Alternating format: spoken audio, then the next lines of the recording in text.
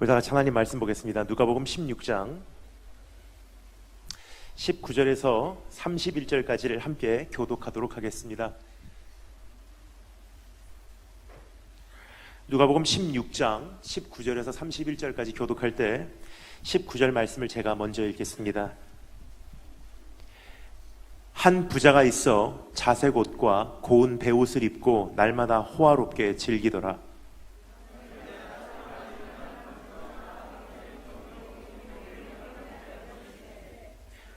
그 부자의 상에서 떨어지는 것으로 배불리려 하매 심지어 개들이 와서 그 헌대를 핥더라.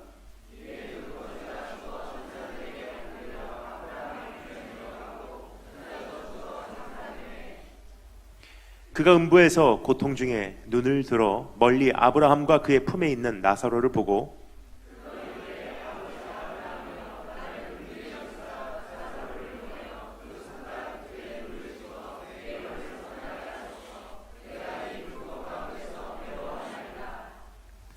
아브라함이 이르되 너는 살았을 때 좋은 것을 받았고 나사로는 고난을 받았으니 이것을 기억하라.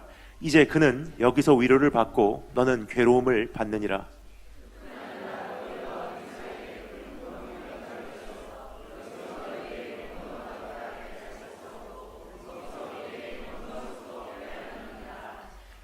이르되 그러면 아버지여 구하오니 나사로를 내 아버지의 집에 보내소서.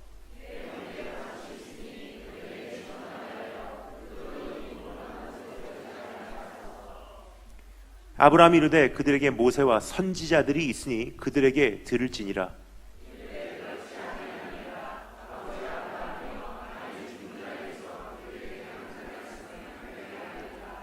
다 같이 읽겠습니다.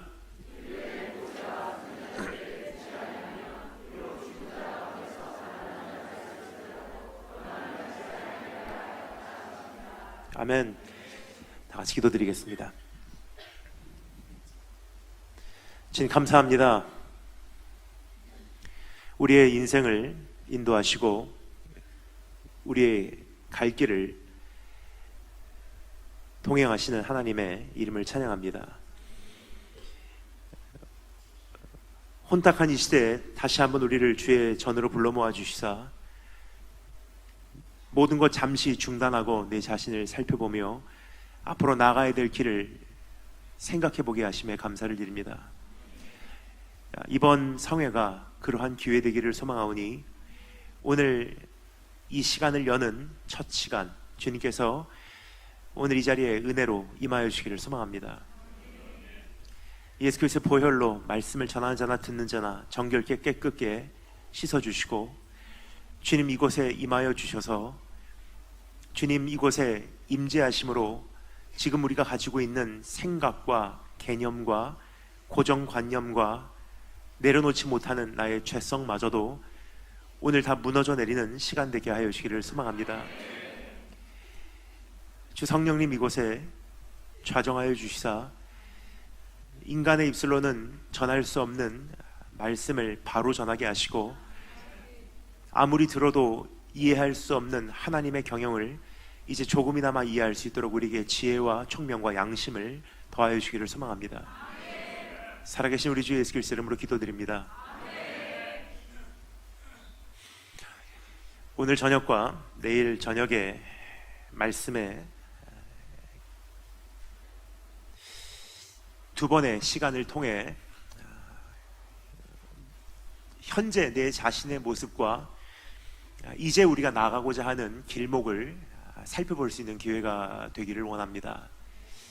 어떻게 보면 이제 새롭게 하나님께서 허락해 주시는 이 성전 이전 전에 그 어떠한 기초 공사가 아니라 우선 내 안에 있는 기초가 온전히 되어 있는지 점검할 수 있는 기회가 될 거라고 생각을 하고요. 또 이제부터 우리가 어디를 향해서 나가야 하는지 우리에게 목적을 제시해 주는 그러한 하나님의 방향 제시의 시간이 되지 않을까 생각이 됩니다. 그래서 우선 오늘 이 저녁에는 내 마음을 한번 주님 앞에서 살펴볼 수 있는 기회가 되었으면 좋겠습니다. 너는 그 무엇보다 네 마음을 지키라. 이것은 너의 생명의 삶의 원천임이라 라고 성경 우리에게 알려주고 있습니다. 여기서 말하는 이 마음이라는 것은 감성 혹은 감정이라는 표현이 아니라 동기라는 뜻입니다. 나를 지탱해주는 중심이라는 뜻입니다. 너는 그 무엇보다 너의 동기를 살피라. 이는 너의 행동과 언어와 사고와 모든 결정의 원천임이라 라고 성경이 기록하고 있어요. 모든 것이 동기에서 말미암기 때문입니다. 그래서 오늘 여러분과 제가 하기를 원하는 것은요, 한 걸음을 우리가 내딛기 전에 먼저 내 마음을 하나님 앞에서 진단하고 진찰하고 점검하고 또 기초를 새롭게 구축할 수 있는 시간이 되기를 소망합니다. 사실 이것은 다름 아닌 내가 정말로 천국을 소유하고 있냐부터 시작하는 것이 가장 정확한 방법이 아닌가 생각이 됩니다. 왜냐? 우리의 기초와 목적은 하나님 나라요 천국 현실이기 때문입니다. 여러분, 천국이라는 것에 대해서 우리가 한 가지 크게 오해를 하고 있는 점을 먼저 몇 가지 교정을 하고 이 말씀에 한 걸음 더 깊이 들어가는 것이 좋을 것 같습니다. 천국 그러면요, 혹은 영생 그러면요, 일반적으로 우리가 잘못 이해하고 있는 부분이 있습니다. 이 세상에서 열심히 살다가 구원받은 성도들이 내 생명 다하는 그날 이 육신을 다 벗어 던지고요, 내 안에 있는 영혼만 살아서 날개치며 영원한 하늘에 위치한 나라에 들어가서 영원토록 사는 것이 영생이라고 많은 분들이 오늘 오해를 하고 있다는 점입니다. 이러한 생각은 적어도 두 가지 면에서 오류가 있음을 먼저 말씀을 드리고 싶습니다. 첫째는요, 우리의 부활의 개념은요, 영혼만 사는 부활이 아니에요. 사도신경에서 우리가 신앙 고백을 뭐라고 하죠? 몸이 다시 사는 것과 영혼만 살아서 하늘나라 올라간다는 개념은요, 이방 종교예요. 그래서 성경에서 우리에게 가장 적합한 예를 보여주고 있습니다. 예수 그리스도의 부활이 첫 열매라고 소개를 하고 있어요. 즉 너희의 부활도 이와 같이 똑같을 것이다 라고 우리에게 알려주고 있는 말씀입니다. 그럼 예수님의 부활을 보면요, 이제 우리가 어떠한 형태로 부활할지를 그림이 정확하게 그려지기 시작합니다. 예수님께서 부활하셔서 어떻게 하셨죠? 영혼만 사셨습니까? 아니에요. 육신도 사셨어요. 그래서 제자들을 만나러 오셔서 주님께서 보이신 모습이 무엇입니까? 배고프다. 뭐 먹을 거 없냐? 분명히 육신을 입고 있다는 사실을 우리에게 인식을 시켜주셨어요. 그 이유가 무엇입니까? 이제부터 너희 부활도 이러할 것이다. 그러면 육신만 입고 있냐? 그건 아니에요. 육신인데 우리가 익숙한 육신은 아니에요. 분명히 문이 폐쇄되어 있는데 주님께서는 육신을 입으신 채로 그 문을 통과해서 들어오셨어요. 그러니까 분명히 몸이 다시 사는 것은 확실하지만 우리가 일반적으로 생각하는 시간과 공간의 지배를 받는 육신은 아니라는 거예요. 한 가지 분명한 것은 죽은 다음에 영혼만 살아서 하늘나라로 올라가는 것이 영생은 아니라는 거예요. 또 한 가지 오류를 여기서 교정하고 싶습니다. 영생이라는 것은요, 죽은 다음에 시작되는 게 아니에요. 영생은 언제부터 시작되냐? 한번 따라 적으겠습니다. 영생이란 오늘부터 영원까지.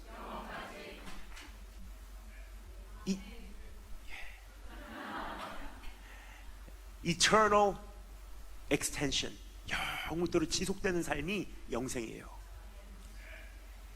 많은 경우 우리가 복음을 전한 다음에 꼭 확인하는 한 가지가 있습니다. 뭐라 그러죠? 지금 죽으면 천국 가는 거 믿습니까? 그래요. 그 많은 분들은 그 구원의 확신을 내 안에서 확인하기 위해서 좀 거룩한 쇠뇌 교육을 합니다. 믿어야지. 의심이 조금이나마 내 안에 낌새가 보이면 사탄아 물러가라 하면서 억지로 믿으려고 몸부림을 쳐요. 근데 성경에서는 믿음에 대해서 쇠뇌 교육이라고 소개하지 않고요, 믿음은 바라는 것의 실상이요, 보이지 않는 것들의 증거래요. 확실한 근거가 있다는 뜻이에요. 그러면 내가 죽은 다음에 천국 가는 것을 어떻게 알 수 있죠? 감성이 아니라는 거예요. 감정이 아니라는 거예요. 확실한 증거가 있다고 성경은 알려주고 있어요. 그 증거를 확인하는 것이 천국 갈지 지옥 갈지를 나에게 확실하게 확인시켜주는 것이라고 성경은 우리가 알려주고 있는 것입니다. 그러면 그 증거는 어떻게 알 수 있냐? 영생이라는 것은 오늘부터 영원토록 지속되는 삶이기 때문에 영원한 운명을 알기 위해서는요, 오늘을 보면 되는 거예요.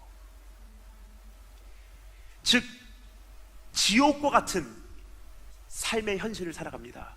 세상은 뒤집어지고 가정은 산산조각나고 내 앞에 가는 진로는 굽어돌기만 하고 되는 일 하나 없고 눈물은 솟구쳐 오르고 관계들은 참 나에게 고통만 안겨주고, 그런데 예수 그리스도 소유하기 때문에 충분해, 괜찮아, 이미 이 땅에서 천국을 누리고 있으면요, 그 사람이 이 세상을 살다가 마지막 숨을 내쉬는 그날 하나님께서는 공평하게 그 사람에게 이렇게 말씀하실 것입니다.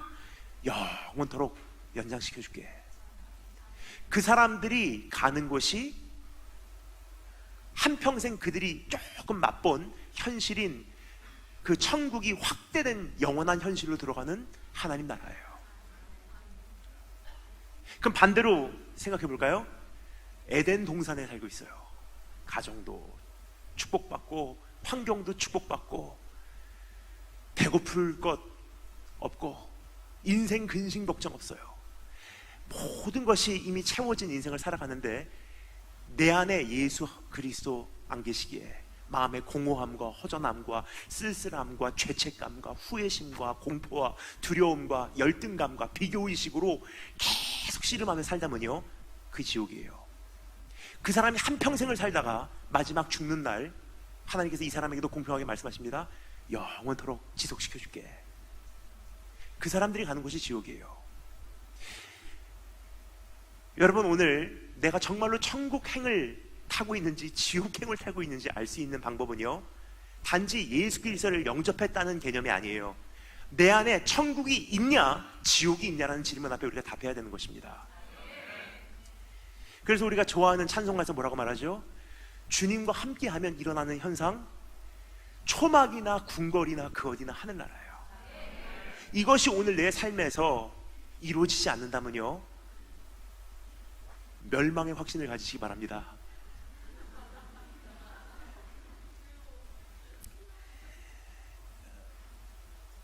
근데 우리가 일반적으로 하나 또 크게 오해를 하고 있는 점이 있습니다. 구원을 받는 그 과정에 대해서 사실 우리가 곰곰하게 생각해 볼 겨를도 없이 달려가는 경우가 참 많다는 것이 안타깝습니다. 지금 참 오랜 세월 동안 세상이 이렇게 흘러왔습니다. 단순한 영접 기도로 예수를 내 마음에 받아들이면 천국 간다고 인식이 되어버렸어요. 30분 정도 되는 시간 동안 복음을 제시받습니다. 혹은 몇 주일 동안 지속되는 성경 공부로 복음을 전달받습니다. 그렇게 이제 조금 지식적으로 이해를 해요. 그 다음에 우리는 운명적인 질문을 맞이합니다. 예수 그리스도를 영접하시겠습니까?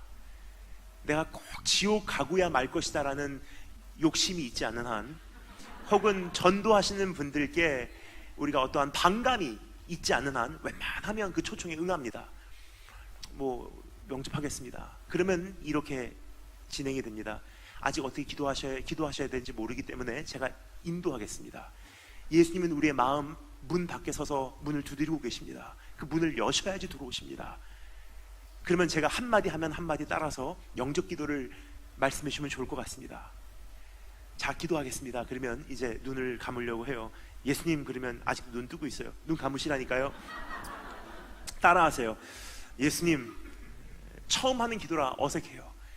난 죄인입니다. 나는 죄인입니다. 내 마음을 엽니다. 내 마음을 엽니다. 내 안에 들어와 주세요. 나의 구세주와 주인이 되주세요. 예수 이름으로 기도합니다. 아멘 하면 그 다음에 이렇게 이야기를 합니다. 이제 예수님 믿었으니까 천국 갑니다. 엄격하게 말씀을 드리면요, 완벽한 세상에서는 그 기도가 맞아요. 근데 우리가 살고 있는 세상은요, 굉장히 혼탁하고 변질되고 타락한 세상인 거로 그것으로 정말로 충분한지 생각을 해봐야 될 때가 되지 않았나 생각이 듭니다. 뭐냐? 주문 외워서 천국 가는 게 아니거든요. 오히려 성경에서 뭐라고 말하고 있죠? 중언부언하지 말래요.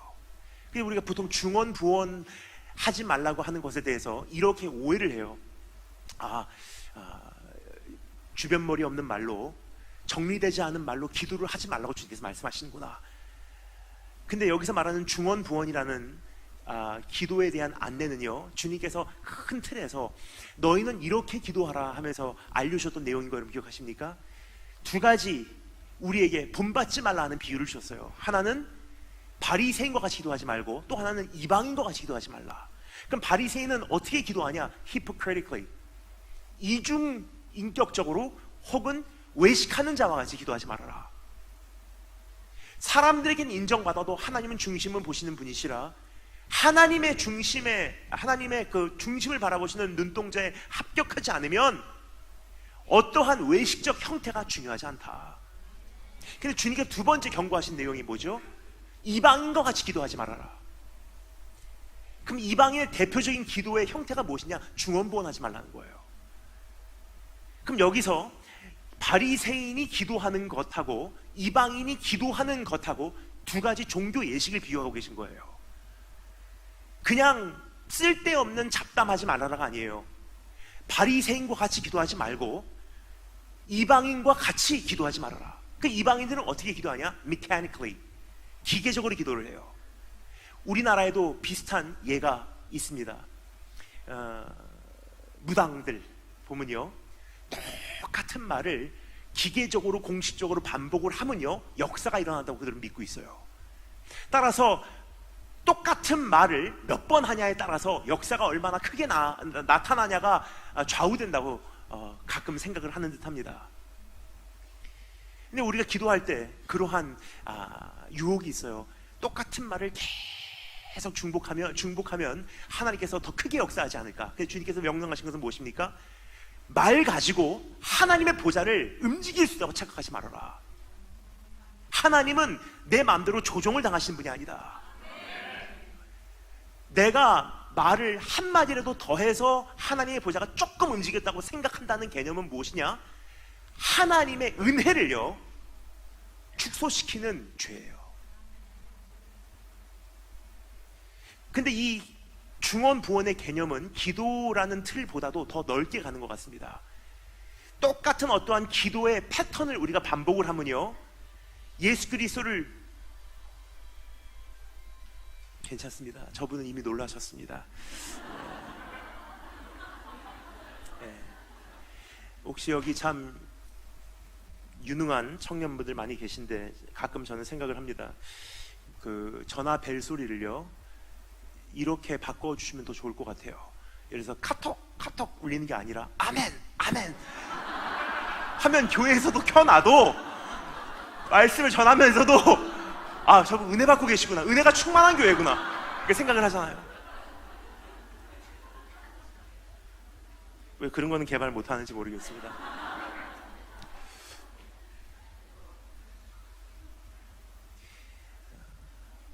예수 그리스도를 영접하는 기도를 주문과 같이 외워서 천국 가는 게 아니라고 주님께서는 일컫고 있는 거예요. 뭐냐? 무슨 말을 하냐가 사실 중요한 게 아니기 때문에. 근데 어떤 분들이 이렇게 질문하십니다. 그러면 목사님, 마음으로 믿어 의에 이르고 입으로 신하여 구원에 이른다는 것은 무슨 뜻입니까? 근데 이 말씀을 이해하기 위해서는요, 이 말씀은 우리에게 가장 우선적으로 선포되지 않았던 말씀이라는 것을 인정하는 것이 중요해요.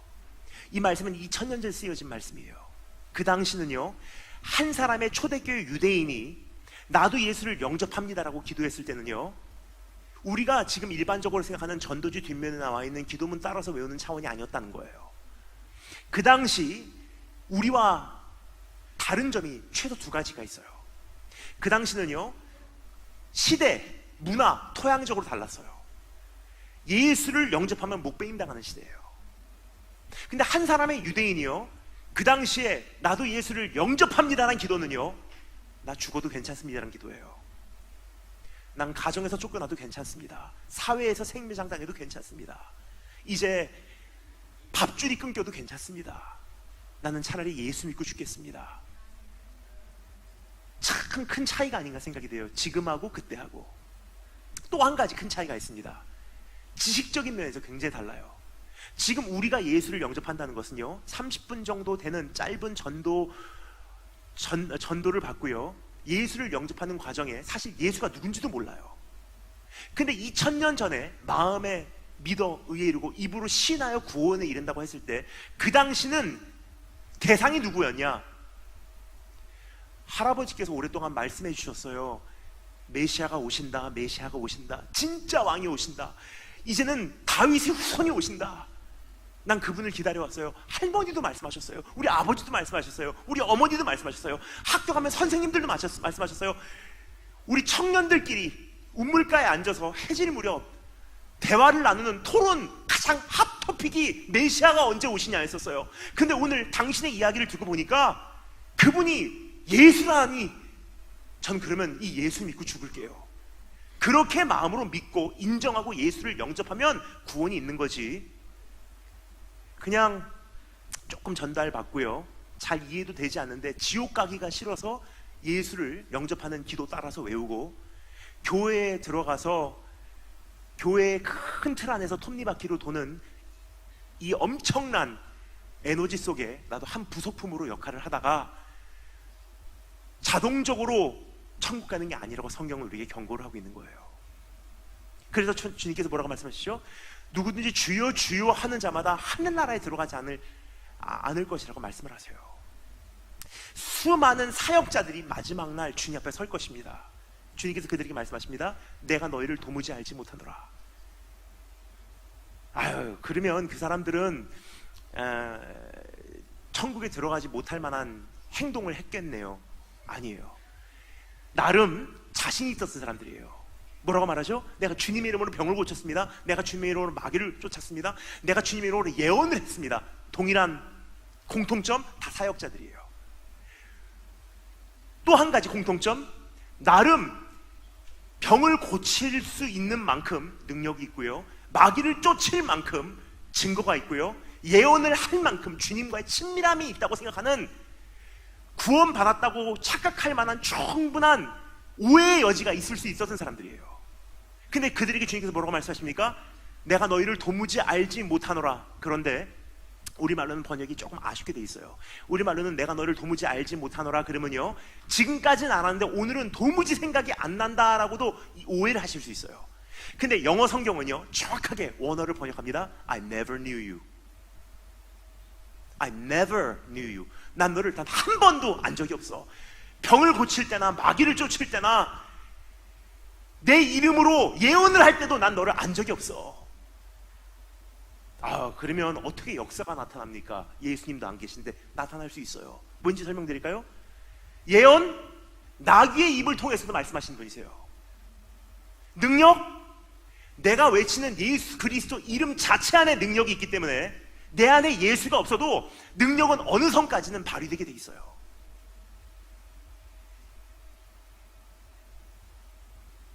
그러면 이 군더더기 다 이제 벗어버리고 정말로 내 안에 천국이 있는지 확인할 때가 되지 않았나 생각이 됩니다.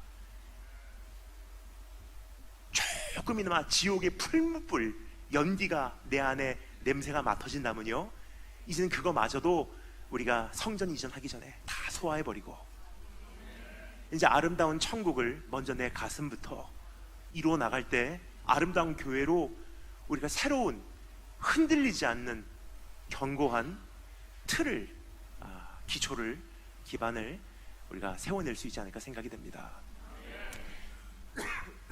그래서 오늘 이 말씀에 귀를 기울여 때 두 가지 인물을 대조적으로 비교하기를 원합니다. 한 사람은 천국 갔고요, 한 사람은 지옥 갔어요. 근데 여기서 우리가 알 수 있는 것은요, 그들의 천국과 지옥의 현실은 죽은 다음에 시작된 게 아니라는 거예요. 살아있을 때부터 어떻게 살아왔는지 충분히 근거가 여기 보입니다. 그래서 이 두 인물을 비교해 보므로, 아, 오늘 나는 천국을 향해서 나가고 있냐, 아니면 지옥을 한 가슴 지금 안고 살고 있진 않은가.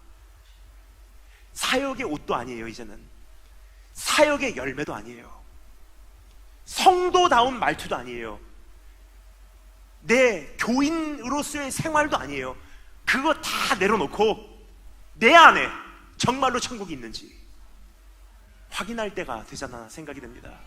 그래서 4가지 질문을 한번 물어보도록 하겠습니다. 첫 번째, 내 갈증은 어떠한가? 두 번째, 내 관계는 어떠한가? 세 번째, 내 판단은 어떠한가? 네 번째, 내 이름은 무엇인가? 이 4가지를 통해서 오늘 내 자신을 검토함으로 내 마음을 지키시고 그리고 교회를 세우시는 축복이 있을 주님으로 축원합니다. 그럼 첫 번째 따라하시면 됐습니다. 내 갈증은 어떠한가?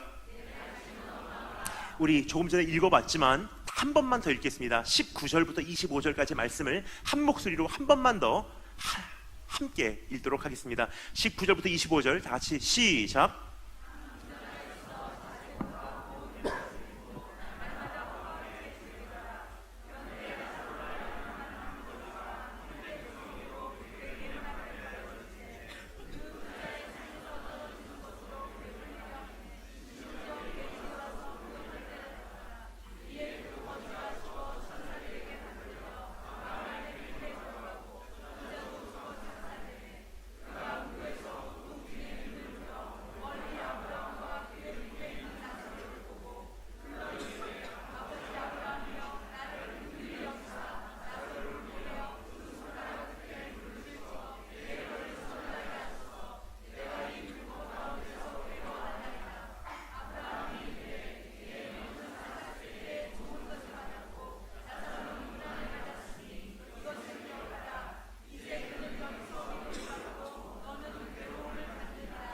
아멘.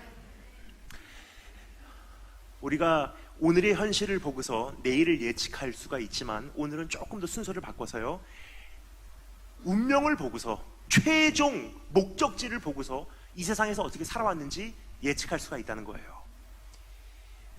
시체가 발견되었을 때 CSI라는 팀이 들어가서 그 시체를 검사를 해요. 그리고 대충 예측을 할 수가 있어요. 이렇게 죽었구나, 이러한 사건이구나, 이렇게 살해당했구나. 지금 우리가 하고자 하는 것이 바로 그러한 과정입니다. 천국과 지옥이라는 최종 운명을, 결과를 우리가 지켜보므로 한평생 이들이 어떻게 살아왔는지를 대충 볼 수가 있다는 사실입니다. 어렸을 때부터 유명한 이야기죠. 많이 듣고 온 이야기예요. 주일학교 때 이렇게 전해 듣고 왔습니다. 부자는 예수님 믿지 않아서 지옥 가고 거지는 예수 믿어서 천국 갔다. 어렸을 때는 아멘 하고 받아들였어요. 근데 이 말씀을 읽으면 읽을수록 부자가 예수님 안 믿었다는 내용도 없고요, 거지가 예수님 믿었다는 내용도 없습니다. 그럼 여기서 질문을 할 수밖에 없어요. 부자는 왜 지옥 갔고 거지는 왜 천국 갔는지. 근데 조금 전에 말씀드렸듯이 최종적인 결과를 보면요, 어떻게 죽었는지가 그림이 그려져요. 가장 먼저 우리가 발견할 수 있는 건 부자의 최종 목적지는 말할 수 없는 갈증이에요. 근데 조금 전에 말씀드렸듯이 지금 사는 이 인생이 영원토록 확대가 돼서 연장되는 것이 영원한 운명이기에 부자가 이 세상에 살면서 어떻게 살아왔는지가 대충 그림이 그려져요. 말할 수 없는 갈증으로 살아온 것이 분명하다는 사실이에요. 여러분, 지옥의 현실, 성경에는 구체적으로 우리에게 많이 그려주진 않은 것 같아요. 천국에 대해서는 굉장히 많은 이야기가 있습니다. 수정바다도 있고 하나님의 그 영광의 빛이 태양빛보다도 강렬하기 때문에 거기는 태양이 필요가 없다.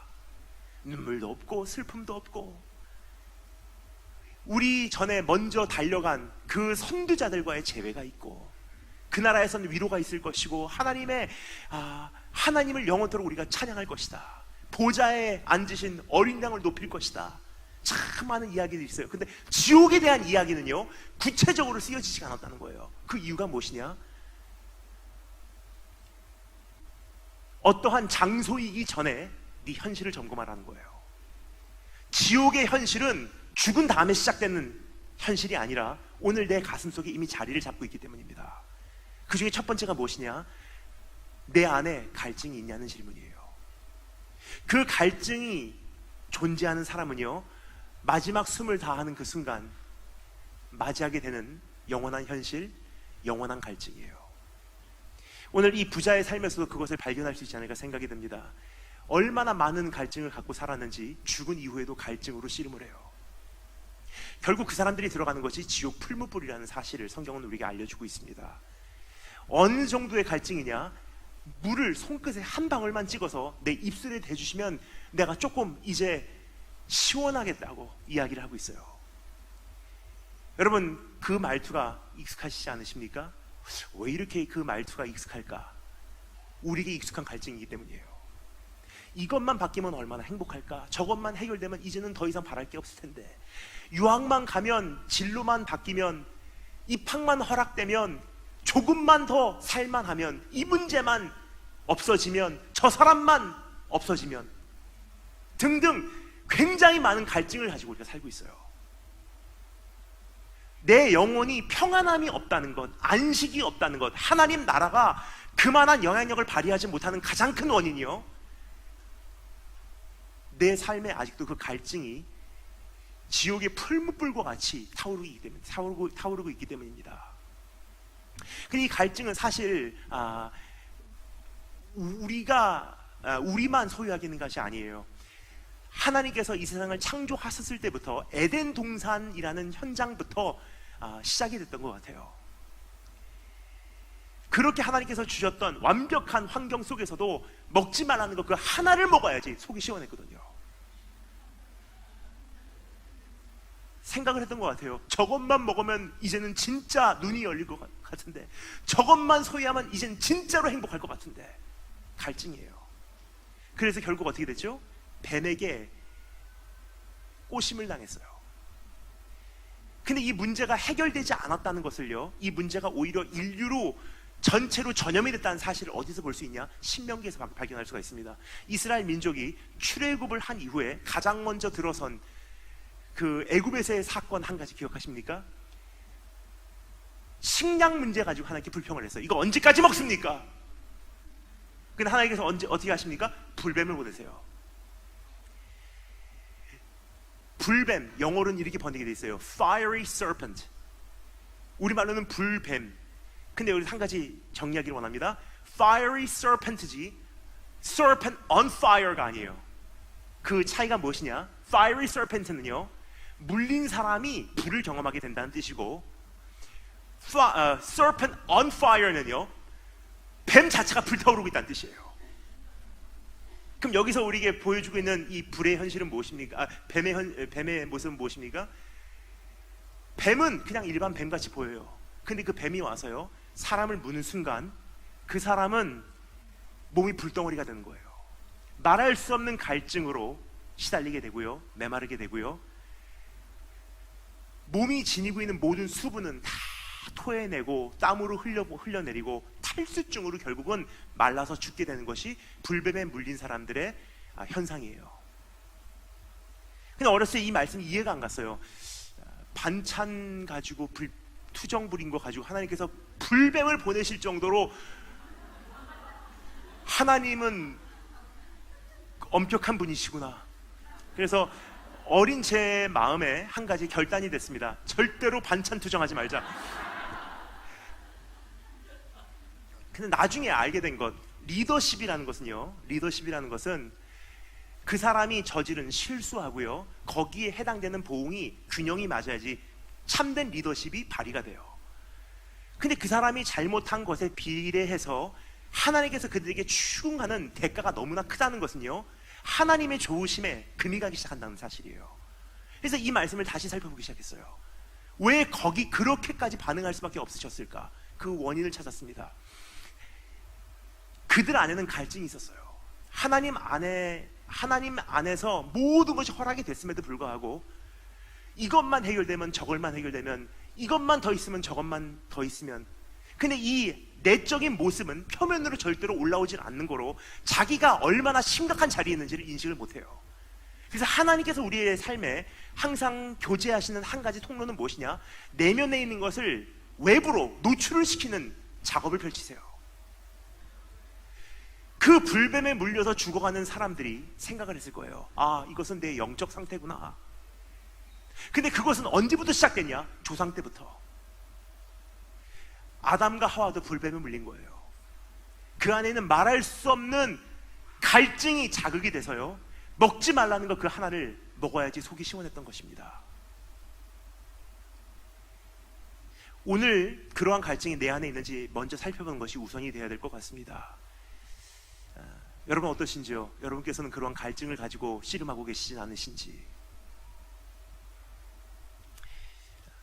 좀 전에 말씀드렸던 바와 같이 한번 내 자신에게 물어보기를 원합니다.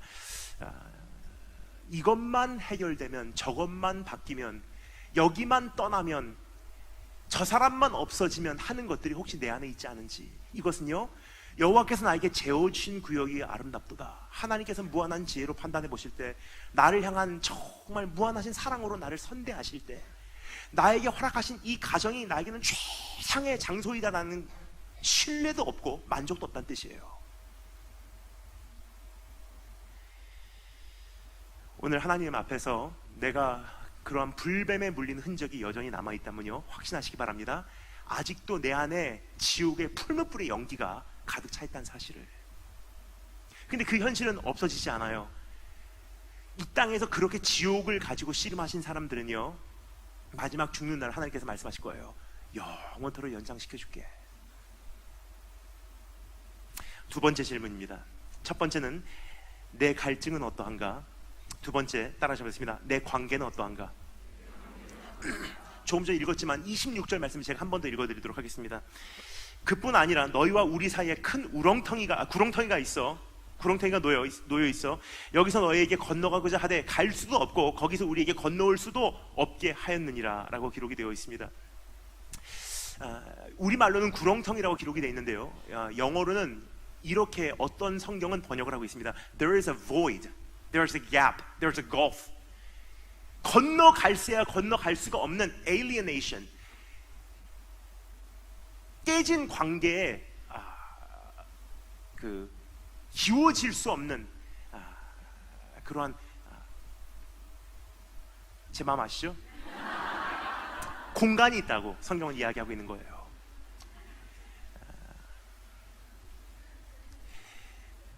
여기서 두 번째 발견할 수 있는 것은요, 지옥의 현실은 하나 내 주변에 그런 구렁텅이가 형성되기 시작하는 걸 볼 수가 있습니다.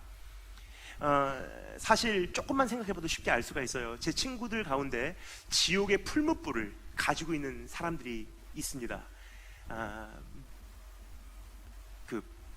말할 수 없는 갈증으로 시달리는 사람들이 있다는 거예요. 누구에게 사랑받고 싶은 욕구, 인정받고 싶은 욕구, 지나온 날 상처를 만회하고 싶은 욕구, 열등감으로 시달리며 언젠가는 난 그 자리에 도달하고 말리라. 또 젊은 청년들이 가장 많이 씨름하는 것, 아웃사이더가 아니라 인사이더가 되기를 원해요.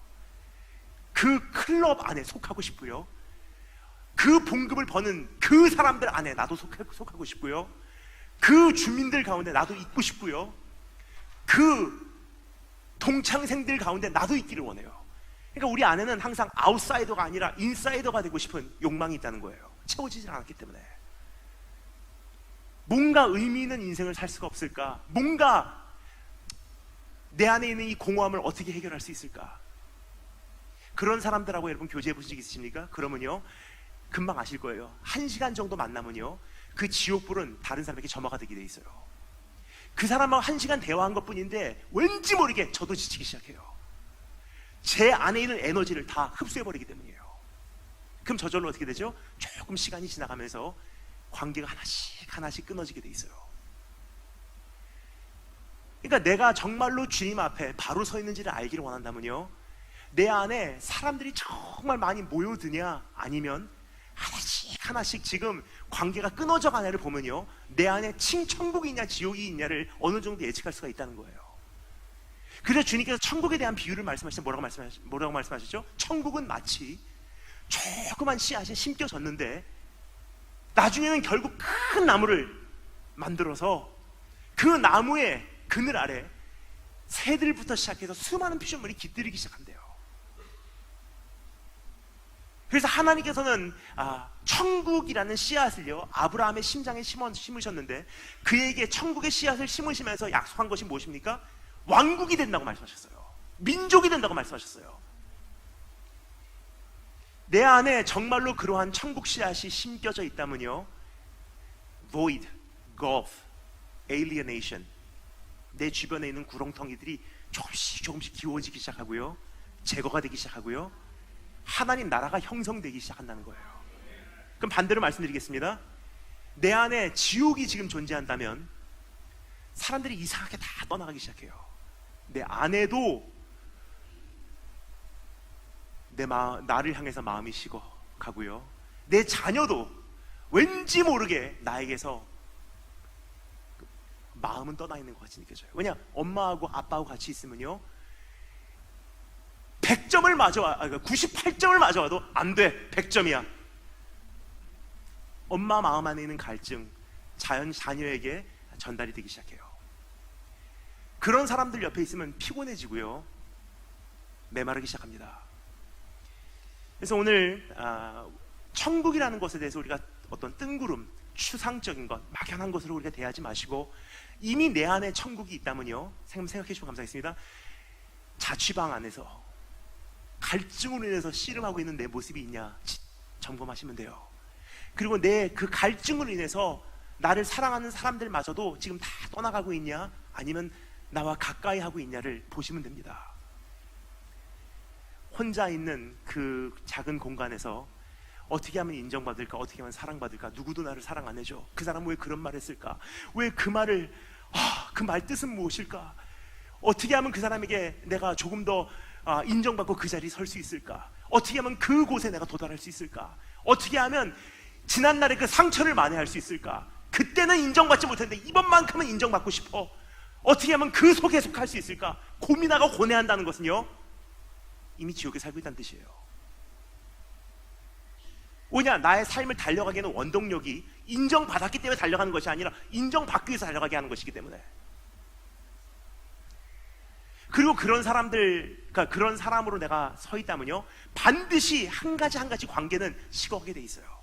다 떠나가게 돼 있어요. 얼마 가지 않아서 여러분 고백하실 거예요. 왜 내 주변에는 이렇게 구렁텅이가 많을까? 저 사람하고도 언젠가 관계가 끊어지고, 저 사람하고도 언젠가 관계가 정리되고, 왠지 모르는 이질감으로 서로와 벽이 쌓여지고. 어떠십니까? 지금 두 가지 살펴봤습니다. 오늘 내 안에 천국과 지옥이 있는지 한번 살펴보시면 좋을 것 같습니다. 세 번째 질문 따라서 한번 듣습니다. 내 판단은 어떠한가? 27절부터 31절까지 한 번 더 읽겠습니다. 27절부터 31절 다 같이 한 목소리로 읽겠습니다. 준비하시고 시작.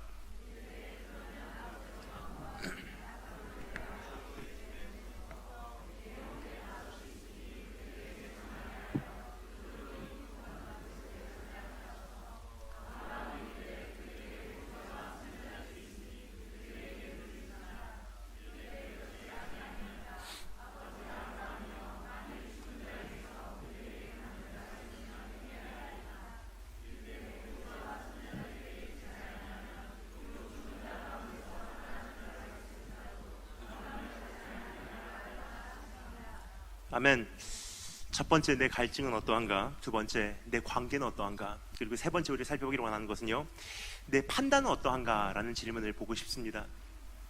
그 나사로하고 부자의 관계가 생애 어떠했는지 조금 여기서 우리에게 보여주고 있습니다. 힌트를 주고 있습니다. 서로 몰랐던 관계는 아니었던 것 같아요. 아브라함 품에 안겨있던 나사로를 알아본 것이 부자의 그 모습이었기 때문입니다. 나사로를 보내서 두 번이나 이야기를 하잖아요. 첫 번째, 나사로를 보내서 물 한 방울 여기다 찍어달라고 하고요, 그게 안 된다고 하니까 그럼 나사로를 보내서 우리 가정에게 가서 여기 오지 말라고 전해달라고 시켜달래요. 잘 알았던 것 같아요. 어떻게 알았냐? 부자의 식탁에서 떨어지는 부스러기로 배를 채웠던 것이 나사로의 인생이었습니다. 즉 나사로는요, 부잣집 앞에 살고 있었어요. 그리고 그 부자는 심부름을 줬을 것입니다. 그 앞에서 먹고 사는 구걸하는 나사로에게, 나사로야, 내가 너에게 심부름 하나 줄게. 저기 가서 이것 좀 전해주고 오렴. 그러면 오늘 밥 줄게. 네, 알겠습니다 하고 가서요, 소식을 전하고 돌아옵니다. 그러면 밥을 주고. 그러니까 끼니를 그렇게 때웠던 사람이에요. 그래서 부자도 나사로도 서로를 잘 알고 있었던 것이 분명해요.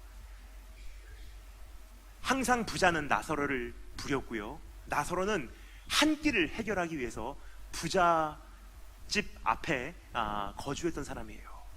근데 한 가지 볼 수 있는 것이 참 희한한 장면이 우리에게 소개되어지고 있는데요. 부자가 아직 감을 잡지를 못한 것 같아요. 여전히 지옥에서 나사로를 시키려고 그래요. 나사로를 보내서 그 나사로를 보내서 여기다가 한 방울만 찍어달라고, 저 나사로를 보내서 우리 가정에게 소식 좀 전해달라고, 여기 오지 말라고. 이것이 여러분 지옥의 현실입니다. 참 기가 막힌 현실이에요. 왜냐? 내 마음에 갈증이 있잖아요. 판단력이 없어져요.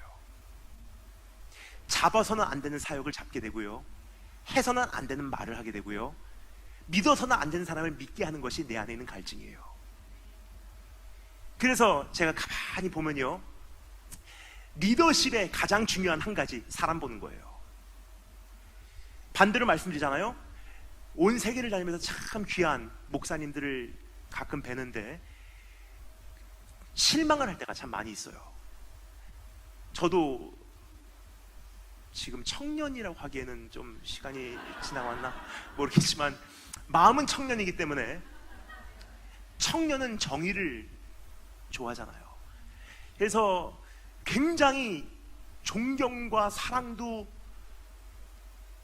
잘 드리지만 정의를 원하기 때문에 저건 아니다 싶으면 마음은 금방 식어버려요. 근데 가끔 그런 분들을 보게 됩니다. 정말 존경스럽다 하다가도 그분이 사람 잘못 보는 거 보면요, 존경할 만한 분은 아니구나. 뭐냐? 사람 바로 보는 것, 바른 판단하는 것은, 이것은 영성이에요. 영성이라는 것은요, 내 안에 천국이 있다는 뜻이에요. 근데 어떤 분들은요, 가진 것 많고 하나님께서 주신 것 참 많은데 바른 판단을 잘 못하실 때가 있는 것 같아요. 그 원인이 뭐냐? 내 안에 갈증이 있는 거예요. 이것으로 인정받고 싶다 하는 사람은요, 그것과 비슷한 것만 줘도 잡고 싶은 거예요. 얼마 전에 저희 예수세대 운동 안에 있는 한 형제를 일본으로 파송을 했습니다. 일본으로 파송을 하면서 제가 권면을 했어요. 일본에 가면 사실 열매가 쉽게 보이지 않거든요.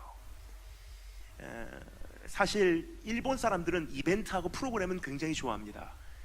그래서 모여라 해서 서방 문화하고 어떤 화려한 것을 제시해 주잖아요. 다 좋아해요. 거기는 뭐예요? 그런데 정말로 다 그것이 없어졌을 때, 혼자 설 수 있냐는 질문을 했을 때 굉장히 많은 사람들이 떠나가요. 그러니까 일본 선교가 어려운 것은요, 이게 진짜를 가려내기가 힘들기 때문이에요. 거품이 굉장히 많습니다. 그래서 한국에서 연예인만 한 명 가도 모여라 하면 다 모이거든요. 줄 서서 모여요. 제발 좀 넣어달라고. 근데 일본 교회 10명밖에 모이지 않는 교회에서 그럼에도 불구하고 예배생활 열심히 할 수 있냐 했을 때 그럴 만한 사람들이 많이 없어요. 그러니까 일본 가서 네가 이제 사역을 하게 될 텐데 10년 동안 사역을 해도 한 사람도 정말로 주님 앞에 바로 세우지 못한 때가 많을 것이다. 그런데 지푸라기라도 잡고 싶을 때 절대로 지푸라기 잡지 말아라. 그게 제가 그 형제에게 선교서를 파송하면서 줬던 권면의 말씀이에요.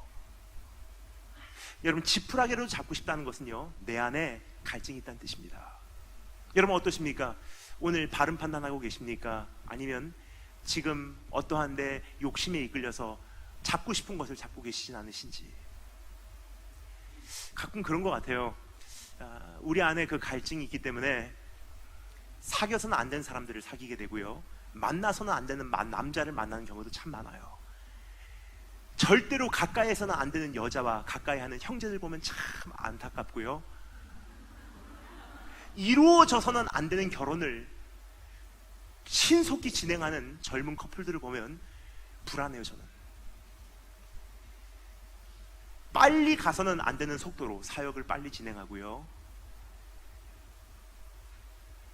치우쳐서는 안 되는 모습으로 하나님 나라를 쩔뚝발이와 같이 지금 섬기고 계신 분들이 너무나 많습니다.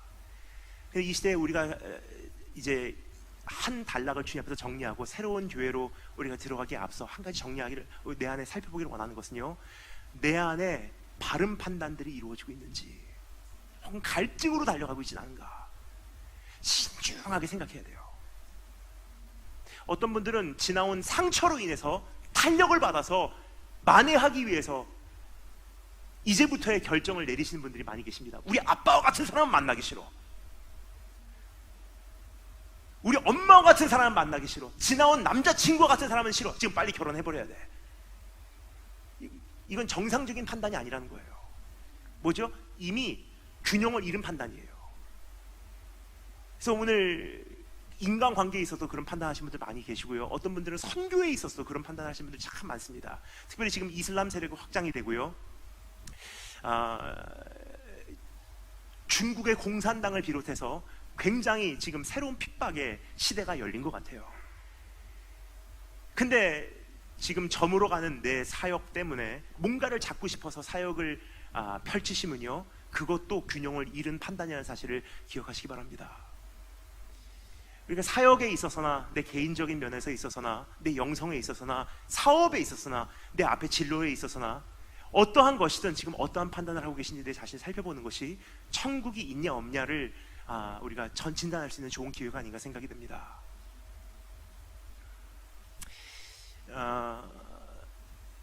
요즘에 이런 생각을 많이 합니다. 이제 마지막 시대, 주님 오실 날 멀지 않은 시대 우리가 살고 있는데, 지금까지 참 많은 귀한 어르신들의, 선배님들의 그 도움을 받아서 우리가 여기까지 달려왔고요, 이제 한 시대를 우리가 또 달려가야 될 사명을 가지고 있어요.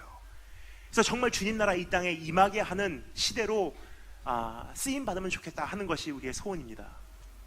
하지만 주님께서 그러한 여호수아와 같은 시대에게 한 가지 참 중요한 말씀을 하셨어요. 이제 약속의 땅엔 보인다, 약속의 땅은 보인다. 모세와는 달라요. 모세는 약속의 땅이 잘 안 보이는 시대였었어요. 한 번 보고서 40년을 돌아다니는 시대잖아요. 그런데 여호수아는 약속의 땅이 보이는 시대예요. 그런 약속의 땅이 보이면요, 사람은 본능적으로 판단력을 잃어버려요. 그래서 하나님께서 여호수아에게 마지막 완성을 이루는 세대에게 뭐라고 말씀하십니까? 좌로나 우로나 치우치지 마. 지금 이 시대에 정말로 마지막 시대를 바로 살고 싶으신 분들에게 제가 말씀드리고 싶은 것이 바로 그 내용이에요. 좌로나 우로나 치우치지 마. 사람의 갈증이 얼마나 무서운지 또 한 곳에서 볼 수가 있습니다. 이스라엘 민족이 출애굽을 하자마자 광야에 들어와서 참 무서운 죄를 짓습니다. 뭐죠? 우상숭배의 죄예요. 어렸을 때 저는 그 말씀을 보면서 좀 이해가 안 갔어요. 이스라엘 민족이 미쳤거나 아니면은 이게 사실 이해가 되지 않는다고 생각했어요. 여러분 같으면 안 그러시겠습니까? 어제까지만 해도 10가지 재앙을 목격을 했어요. 홍해가 갈라진 것을 목격을 했어요. 그리고 여러분, 지금 우리 구성전에서 이제 곧 이쪽으로 오시려고 하는데 약 1000명 정도 되시는 분들이 이렇게까지 이사 오려고 하는 것도 이거 대단한 일이에요. 근데 이스라엘 민족이요, 그렇게 많은 인구가 집단, 단체 이동을 한다는 것이 여러분 상상해 가십니까? 그 많은 사람들이 단체로 이주를 하는 이 모습 자체가 영광이었어요. 야, 하나님 살아계시구나. 1000명만 여기 옮겨도요, 야, 하나님 살아계시구나 하는데, 그 많은 사람들이 오랫동안의 포로 생활을 정리하고 약속의 땅을 향해 한 걸음을 내딛는다는 것은요, 이건 역사 중의 역사예요. 10가지 재앙, 마지막에 클라이막스로 6월절 장자 다치시고, 그렇게 많은 사람들을 단체 이동을 공동적으로 시키시고, 홍해를 가르시고, 그토록 우리를 힘들게 했던 애굽 그 군사들 단번에 하나님께서 침몰시켜버리시고. 근데 이해가 안 갔어요. 근데 광야 들어오자마자 어떻게 우상숭배가 가능한지. 그래서 이번에도 또 성경을 다시 봤어요. 그러니까 깨닫게 됩니다. 그것 때문에, 그러니까 그것임에도 불구하고 우상숭배를 한 게 아니더라고요.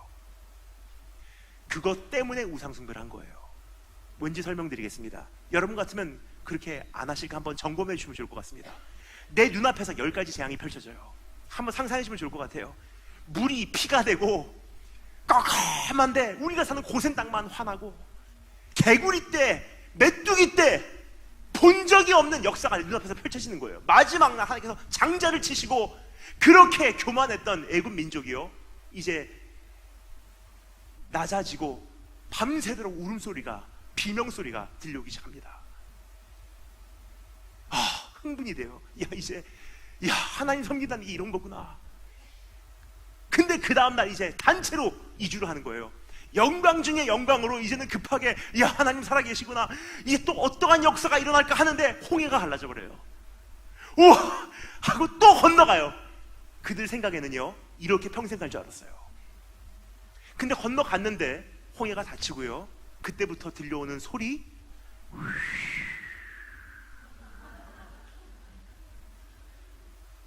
10가지 재앙 안 나타나요. 이제 홍해 등졌어요. 이제는 우리를 괴롭히던 애굽도 없기 때문에 살아야지 하는 생존력도 그만큼 작동이 되지 않고요, 내 안에 아드레날린도 그만큼 배출되지 않는다는 거예요. 근데 우리를 인도한 모세는 그 모습은 사라지고 혼자 기도한다고 산으로 들어가 버리고 40일 동안 백성들이 남겨졌는데요, 문제가 생겨요. 그 흥분의 약효가 떨어질 때가 됐거든요. 그러면 이제 어떻게 하죠? 어떻게 우리를 위해서 신을 만들라, 흥분을 또 경험하고 싶은 거예요. 나는 안 그래라고 생각하시는 분들 스스로 거짓말 시키지 마시기 바랍니다. 여행 갔다 오면 다 그런 거 경험하신 줄 저는 알고 있어요. 여행 갔다 오면요, 분명히 다음은 어디로 갈까, 그리고 여행 갔다 온 다음에, 휴가 갔다 온 다음에 며칠 동안은요 진짜 힘들어요. 왜냐, 여행의 흥분의 강도가 있거든요.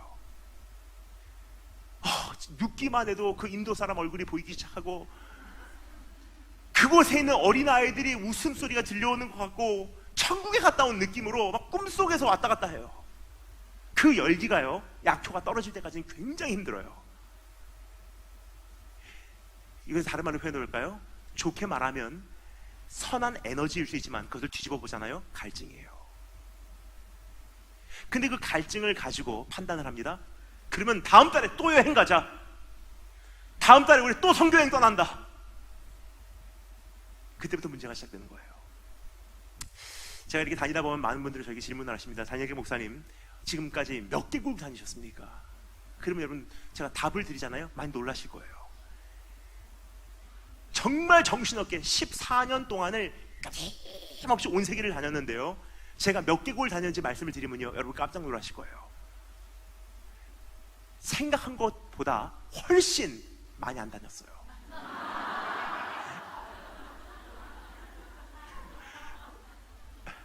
지금같이 제가 다닌 것만큼 진짜로 여러 나라를 다녔다면요, 지금까지 거의 150개국 이상 됐어도 이상하지 않아요.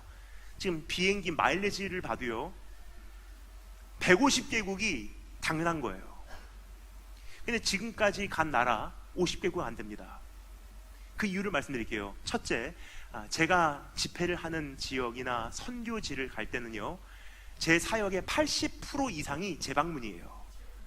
똑같은 곳에 가서 다시 말씀 전하고, 다시 말씀 전하고, 다시 말씀 전하고. 왜? 사람들의 신앙은 사상 변하더라고요. 젊은이들은 사상만 바뀌어도 분신 자살이라도 할 정도의 열정이 있는 사람들이에요. 근데 이 사상이 바뀌기 위해서는요, 다른 방법이 없더라고요. 뭐 성령이 임하시는 것도 중요하지만 젊은이들의 사상 바꾸는 것은요, 임박이도록 이야기하는 거예요. 듣고 또 듣고 또 듣고 또 듣고 하니까 1년, 2년, 3년 계속 똑같은 거 방문하다 보니까 변해 있더라고요. 그래서 지금 제 사역의 80%가 똑같은 곳에 계속 재방문해서 아프터 서비스 왔습니다 하고 와서 이제 말씀 전하고 또 내년에 뵙겠습니다. 제가 자주 가는 오사카에 있는 교회는 8개월에 한 번으로 정해져 있고요, 토론토에 있는 어느 교회는 2년에 한 번으로 정해져 있고요, 뉴욕에 있는 어느 교회는 뭐 1년에 한 번, 필라델피아 어느 교회는 1년에 한 번, 다 그렇게 정기적으로 정해져 있어요. 그러다 보니까 많이 갈 필요가 없더라고요. 또 한 가지 이유가 있습니다. 사역 초창기에 다 다닐 수 없구나라고 깨달았어요. 그러면 어떻게 다녀야지 가장 영향력 있게 다닐 수 있을까 생각하니까 와이파이 라우터를 보게 되었습니다. 와이파이 라우터 여러분 설치할 때 어떻게 하시죠? 그냥 아무데나 설치하면 돼? 일단은 다 설치해버리지 방마다 설치하자 가 아니잖아요. 라우터 설치할 때 어떻게 하시죠? 가장 유통성 있는 데다가 하나 설치하는 거예요. 와이파이 라우터 설치하실 때 화장실에다가 넣어놓진 않잖아요. 설치할 때 여기다가 설치하는 것이 사방으로 유통이 가장 잘 되겠구나. 복음도 마찬가지예요. 다 다닐 수가 없기 때문에 어디에다가 복음을 던져놔야지 사방으로 퍼질까 계산을 하게 됐어요. 예를 들어서 아프리카 다 다닐 수 없어요. 그 다 다니다간 사고도 날 가능성도 많고요. 제 몸이 따라가질 않을 거예요. 고민을 합니다. 그럼 어디로 가야 될까? 북쪽 이집트, 동쪽 케냐, 남쪽 남아공, 서쪽 아이보리 코스트. 딱 그 네 군데만 가면요 아프리카 전체에서 그리로 와줘요. 그렇게 하다 보니까 간 나라가 생각보다 많지 않더라고요. 근데 마지막 가장 중요한 한 가지 이유가 있어요. 왜 여기까지 많이 다니질 않았는지 그 이유를 말씀드리겠습니다. 사역 초창기에 깨닫게 되었어요. 내 안에 불이 있더라고요. 나갔다 들어오면요 또 나가고 싶어요. 가만히 있는 게 힘든 거예요. 이것을 불교에선 역마살이라고 하더군요. 근데 우리는 교회니까 그런 말 하지 않습니다.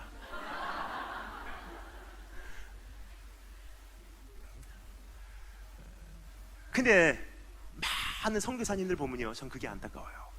지난번에 제가 공항에서 이제 앉아 있는데 두 분께서 대화를 나누는 것을 제가 이제 뒤에서 듣고 있었어요. 선교사님 두 분이셨던 것 같아요. 아 이번엔 어디로 가세요? 아 이번엔 네팔 들려다가 인도로 갑니다. 이번엔 어디로 가세요? 베트남 들려다가 꼭 캄보디아 갑니다. 거기 찍고 거기 사역하고 여기서 사역하고 그리고 돌아올 것입니다. 근데 그 이야기를 한 30분 듣고 있는데 제 마음이 막 불안해져요. 왜냐? 정신없이 달려가시고 계시거든요. 언젠가는 사고 나도 이상하지 않아요. 근데 감사한 것은 하나님께서 처음에 그것을 깨닫게 하신 다음에 묶어버리시더라고요 저를. 왜냐? 갔다가 돌아오면은 여기 있어 움직이지 마. 미치겠는 거예요. 나가고 싶어서. 또 선교지 나가서 흥분이 있어야 되고요. 나가면 막 공안들 피해 다니는 것도 막 익숙해지면 재밌고 오늘은 여기서 자고 저기서 머리 두고 엑사이팅한 인생을 내 젊음을 이렇게 불태우고 있구나. 주님 나라 위하여 내가 여기까지 수고를 하고 있구나. 내 인생은 의미가 있어. 뭐죠? 갈증이에요. 그러한 판단으로 가면요 사고가 나요. 가지 말아야 되는 곳에 가게 되고요, 가지 말아야 될 때 가게 되고요, 거기까지 자주 갈 필요도 없는 데도 가게 되고요. 그러니까 사실 인간이 가장 힘든 게 한 가지가 있어요. 가만히 있는 거.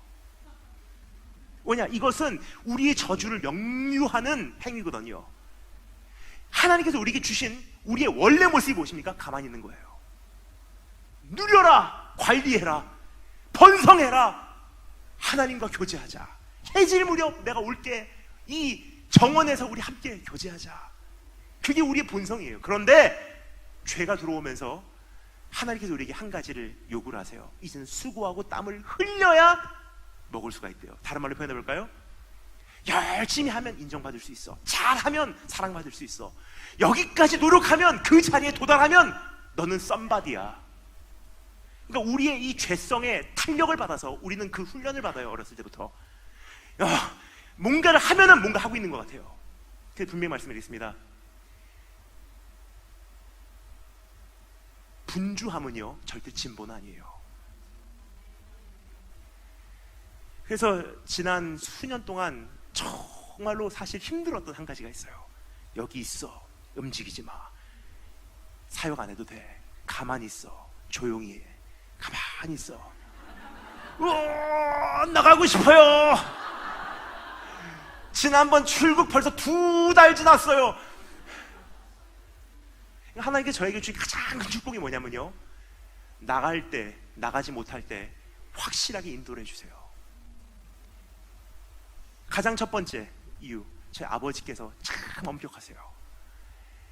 그러니까 선교사 입장에서 어렸을 때부터 아버지를 전 떠나서 살았어요. 일찍 집 떠났잖아요. 미국에서 오랫동안 혼자 살았고.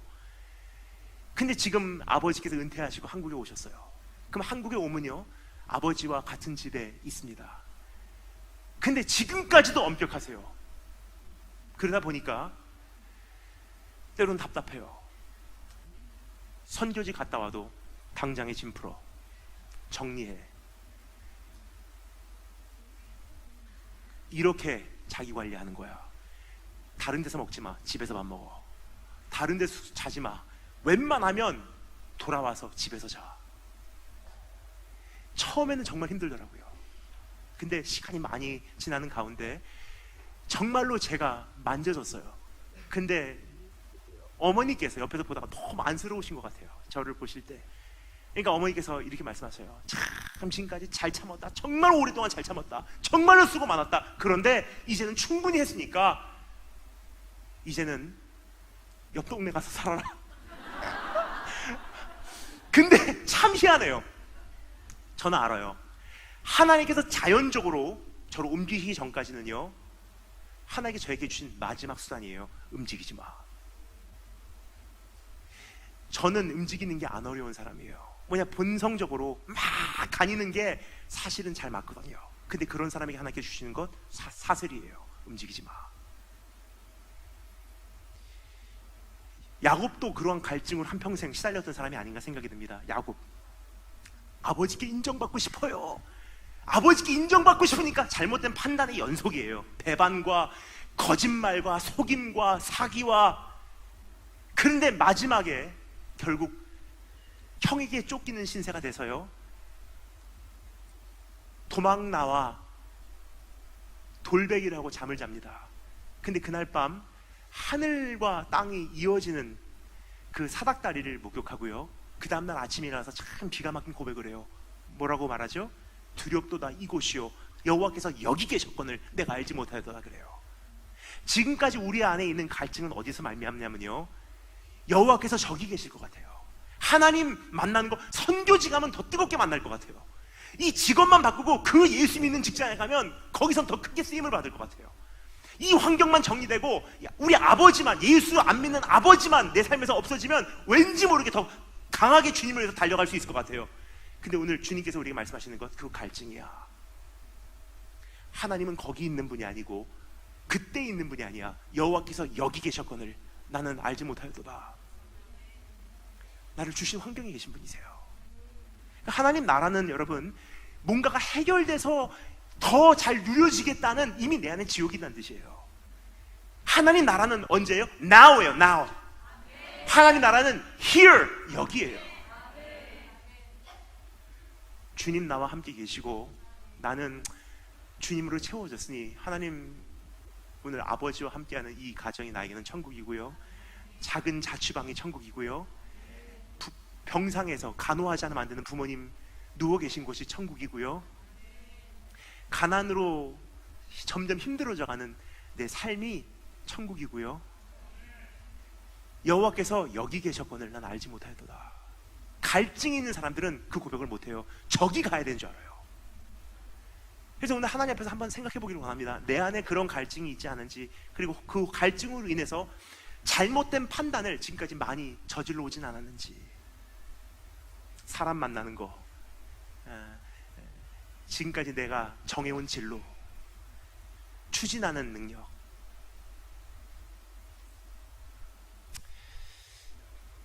시편 23편 참 좋아하는 시편입니다. 여호와는 나의 목자시니 내가 부족함이 없으리로다. 근데 이 말씀 한 가지 중요한 부분이 있습니다. 여호와는 나의 목자시니 내가 부족함이 없으리로다가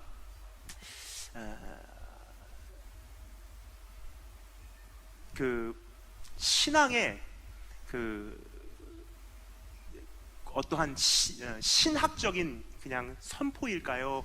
아니면 자신의 고백일까요? 참 중요한 부분이에요. 왜냐면요, 여호와는 나의 목자시니 내가 부족함이 없으리로다 라고 신학적으로 그냥 선포하는 거라면요, 양심적으로 내 자신을 보게 돼요. 근데 왜 이렇게 부족함이 있지? 여호와는 나의 목자시면 부족함이 없어야 되는데 왜 부족함이 있냐는 거예요. 그러니까 신학적인 선포는 아니에요. 사실 다윗의 삶에도요 굉장히 부족함이 많았던 것이 있었습니다. 그러니까 갑자기 멀쩡한데 산책 나갔다가 남의 여자나 범하고 갈증이 있었던 사람이에요, 다윗도. 근데 다윗이 이 고백을 한 것은요, 자기 안에 한 가지 결단을 한 거예요. 여호와는 나의 목자시니 내가 부족함이 없으리로다 결단을 해놓고 working backwards, 거꾸로 일하는 거예요. 그러면 왜 나의 삶에 부족함이 있지? 그러면 이거 뭔가가 잘못됐는데, 그러면 한번 여호와의 삶에, 여호와께서 나와 함께 하신 삶에 부족함이 없는 것을 정리해 보자. 나를 푸른 초장에 누이시는 것, 그 손길에 맡기는 것이 부족함이 없는 곳으로 가는 삶이구나. 나를 쉴 만한 물가로 인도하시는 것이 부족함이 없는 삶이구나. 한 가지 부족함이 없는 삶이 무엇인지를 정리하기 시작해요. 이제 시간 관계에서 다 말씀드리지 않겠습니다. 하지만 한 가지 참 중요한 것을 알 수가 있어요. 나를 푸른 초장에 누이시며 그래요. 그 누임을 받는 것을 내가 진짜로 경험하라면요, 부족함이 없게 된다고 이야기를 하고 있는 거예요. 여호와 나의 목자시니 내가 부족함이 없으리로다. 나를 푸른 초장에 누이시며 쉴 만한 물가로 인도하신도다. 그냥 아무렇지도 않게 읽어왔어요. 그런데 이 신학적인 이 고백이요, 여호와의 나의 목자시니 나의 삶에 부족함이 없어서 당연한 거야. 근데 왜 나의 삶에 부족함이 있지? 주님께서 나의 삶에 다가오셔서 쉴 만한 물가로 인도하시고 지금 누이시는 것을 내가 경험하고 있나 생각해보자. 그리고 생각해보니 한 가지를 깨닫게 됩니다. 나를 푸른 초장에 누이신다는 것이 뭐냐면요, 우리말로는 이렇게 기록되어 있어요.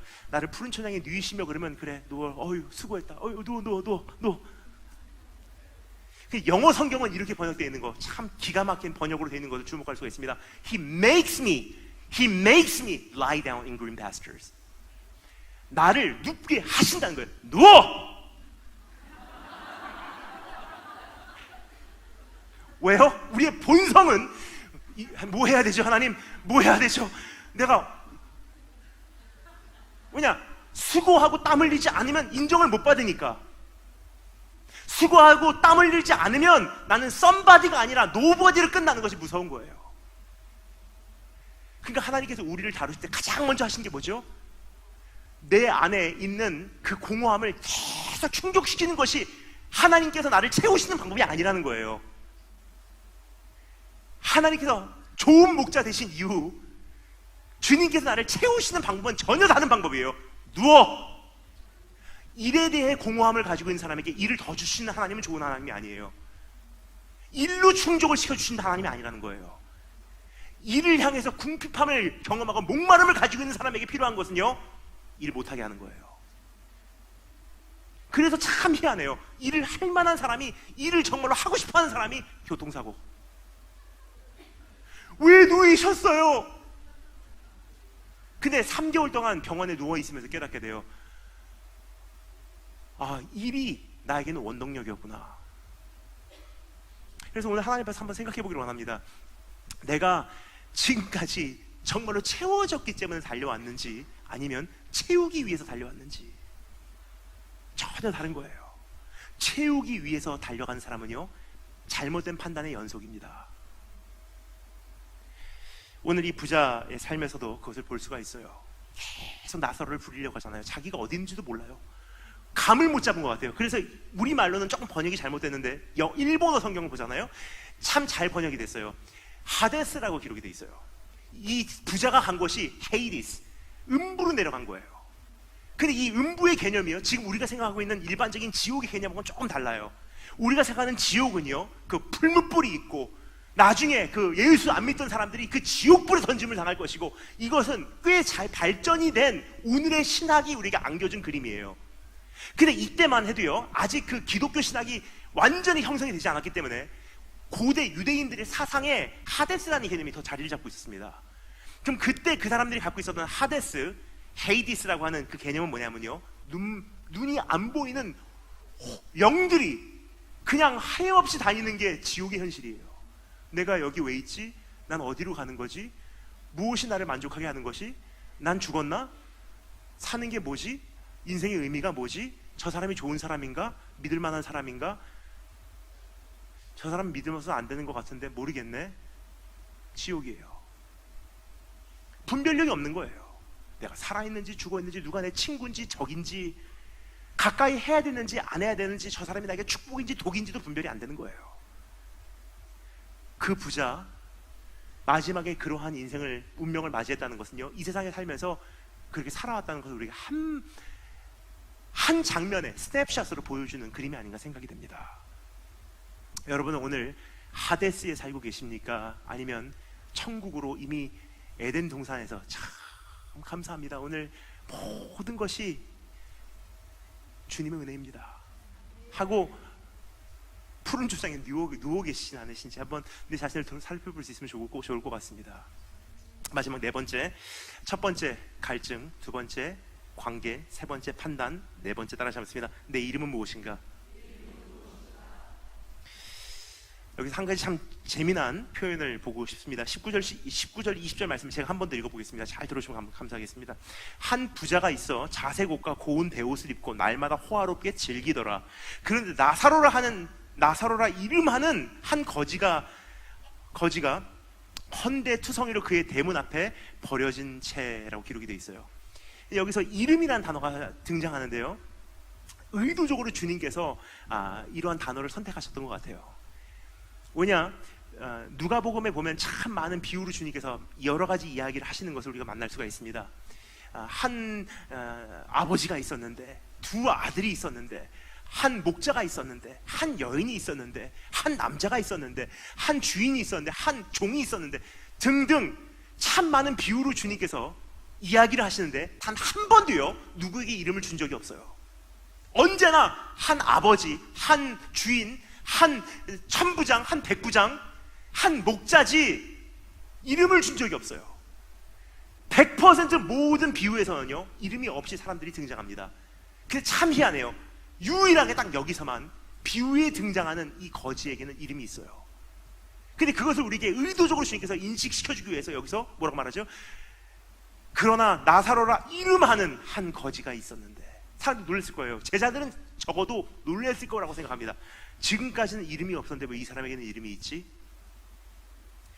이것이 우리가 그토록 알기를 원했던 한 가지 실마리를 푸는 힌트가 아닌가 생각이 됩니다. 왜 부자는 지옥 가고 거지는 천국 갔는지 지금까지도 최소한 세 가지를 보았는데요, 갈증과 관계성과 그리고 판단력을 보았는데 여기서 또 한 가지 참 귀한 것을 발견할 수가 있어요. 부자는 이름이 없었고요, 거지는 나사로라고 이름이 있었어요. 그 차이가 무엇이냐? 부자는 뭐라고 소개되고 있죠? 한 부자가 있어 라고 되어 있습니다. 근데 이 부자에 대해서 이제 이 번역하는 라틴어 성경을 보면요, 주님의 의도를 잘 미리 알았듯이 번역을 기가 막히게 해놨어요. 부자를 디베스라고 표현을 하는데, 이 디베스라는 단어는요 그 부한 사람이라는 표현도 되지만 고유 명사로도 사용됐던 단어예요. 바로 이런 뜻입니다. 한 디베스라는 이름하는 부자라고 이름하는 사람이 있었는데 그 사람은 지옥 가고 나사로라고 하는 하나님이 아는 그 사람은 천국 가게 됐어. 마지막 주님 앞에 섰을 때 주님께서 물어보십니다. 네 이름이 무엇이뇨? 난 부자예요. 너는 그러면 넌 누구냐? 난 부자라니까요. 그 사람은 더도 아니고 덜도 아니고 그냥 부자예요. 주님이 모르는 이유가 있어요. 너는 누구냐? 난 서울대 나왔어요. 그러니까 너는 누구냐니까. 나는 연봉 얼마예요? 정체성이에요, 이 사람은. 근데 거지는요 다른 정체성이 없습니다. 다른 게 없고요, 그냥 I wanna be found in you. 난 주님 안에서 발견되고 싶어요. 알 수 있어요. 왜냐? 주님이 이 사람 이름 알거든요. 넌 나사로야. 주님 앞에 섰을 때 여러분 내 자신을 뭐라고 소개하실래요? 나는 부자예요. 나는 어디 대학 나왔어요. 난 학위가 얼마큼 됐어요. 연봉 얼마예요. 내 가문은 이런 가문이에요. 지금 주님께서 말씀하십니다.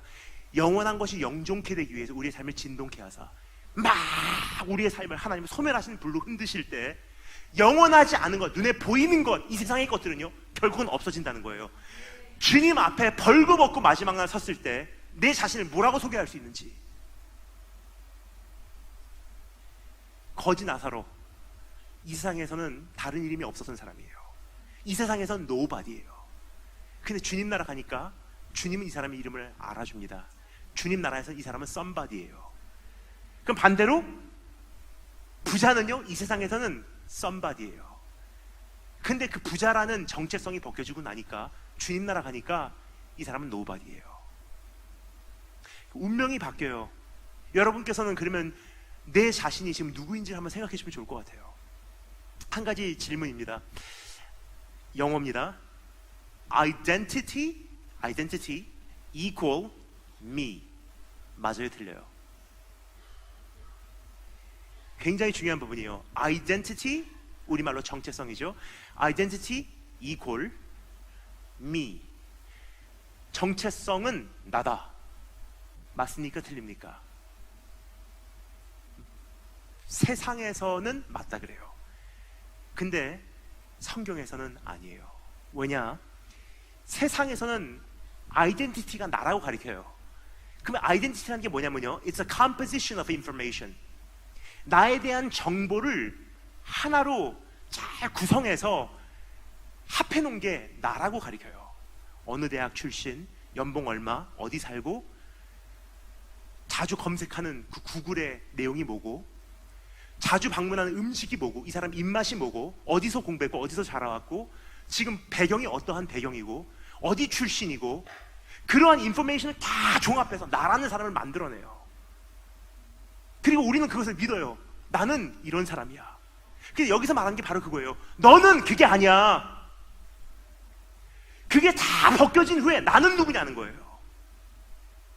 출신도 상관없고, 얼마 버는지도 상관없고, 그 직장도 소용없고, 그 가족도 없어지고, 완전히 헐벗음을 받았을 때 나는 누구냐는 거예요. 다 벗겨졌을 때 나라는 사람이 이름이 있냐 없냐의 차이예요. 이 부자, 세상에서는 아이덴티티가 있어서요. 이름이 뭐냐? 니베스. 난 부자예요. 근데 그것이 벗겨졌을 때 이 사람은 노바디예요. 더도 아니고 덜도 아니고 한평생 나는 부자예요 하고 살았던 사람이에요. 정말로 최근에 이 사실을 많이 생각을 합니다. 뭐냐? 여러분을 옛날부터 뵌 적이 있으신 분들이 가운데 계시리라 생각을 합니다. 제가 목사님을 뵌 지 벌써 한 10년 정도 지났죠. 원래 목사님과 이렇게 알게 된 지는 벌써 17년 전부터 알았는데, 마지막으로 목사님을 뵌 게 한 10년 정도 전이었습니다. 오늘 사진을 이렇게 보여주시는데 옛날에 저하고 목사님과 찍은 사진이에요. 보니까 10년 전에 교회에서 집회하고 교회 앞에, 카페 앞에서 찍었던 사진이 보였는데, 제가 제 모습을 보고서 반할 뻔했어요. 야, 진짜 날씬하고 날렵했구나.